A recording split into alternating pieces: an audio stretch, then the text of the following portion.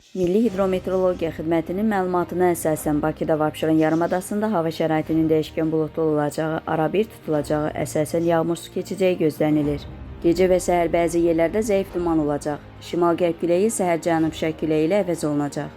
Havanın temperaturu gecə 20-22 dərəcə isti, gündüz 27-32 dərəcə isti olacaq. Atmosfer təzyiqi normadan aşağı 755 mm civə sütunu olacaq. Nisbi rütubət gecə 70-75%, gündüz 35-40% olacaq. Azərbaycanın əksər rayonlarında havanın əsasən yağmursuz keçəcəyi, lakin gündüz bəzi dağlıq və dağətəyi rayonlarda qısa müddətli yağış yağacağı, şimşək çaxacağı gözlənilir.